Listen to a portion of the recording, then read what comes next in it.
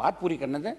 CBI जांच के लिए आप गवर्नर को निर्देशित कर सकते हैं, सीबीआई जांच होनी चाहिए। एक पेपर लीक की सेकंड ग्रेड की होगी, रीट की होगी। दूसरा मेरा है कि गैंगवार की घटनाएं जो राजस्थान में बढ़ रही है, कोई सुरक्षित नहीं। सीकर, अलवर, जयपुर, जोधपुर सहित जो गैंगवार की घटनाएं हो रही है, महिला उत्पीड़न में जो राजस्थान बर्बादी की ओर जा रहा है, और जो भ्रष्टाचार discussion on motion of thanks on the presidential address. अध्यक्ष महोदय, आपका बहुत बहुत धन्यवाद करती हूं। एक सेकंड, अभी हमारे दो इनके भाषण तक इनके अच्छा 9 बज रहे हैं।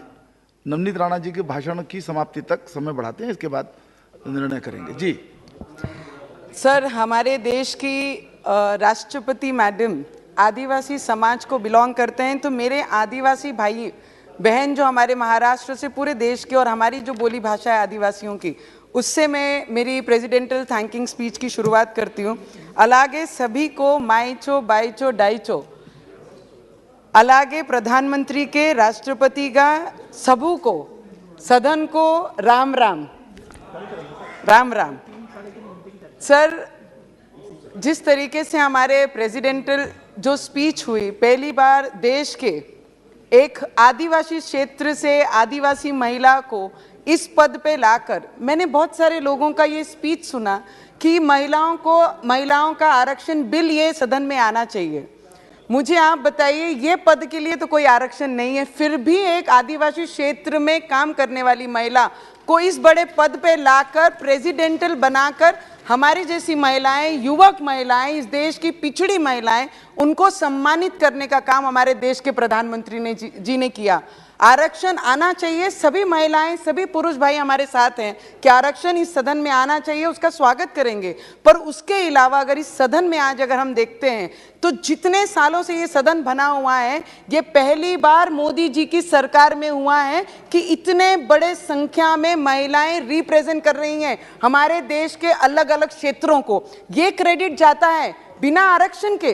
कोई भी पार्टी, जितने साल ये पार्टियों ने राज किया हमारे देश में, आज तक आरक्षण के बिना उन्होंने महिलाओं को इस पद के लिए या फिर इस पार्टी से टिकट देकर इस सदन को रिप्रेजेंट करने का कभी मौका नहीं दिया। वो दिया है तो भाजपा गवर्नमेंट ने और हमारे आदरणीय नरेंद्र मोदी जी ने, ये सभी को एक्सेप्ट करना ही पड़ेगा। जितने भी लोग आरक्षण की बात कर रहे हैं, हमें तो गर्व महसूस होता है जब ये नंबर्स यहाँ पर देखते हैं। सर, मोदी जी पर बहुत सारे लोगों ने अलग अलग बातें कही हैं, उसके अलावा मैं ये चीज बोलना चाहूंगी, कपड़ा, रोटी और मकान और स्वास्थ्य और हेल्थ के ऊपर अगर किसी ने इस देश में पहली बार प्रधानमंत्री जी ने ग्राउंड पे जाकर लोगों से बात कर कर, चर्चा कर कर, वो एम्स को रिलेटेड हो या अपने आवास को रिलेटेड हो या किसान के निधि के लिए हो या किसान को कर्ज माफी के लिए हो या विद्यार्थियों के स्कॉलरशिप से लेकर हो या विद्यार्थियों के साथ स्पोर्ट्स में हो, क्रीड़ा क्षेत्र में हो,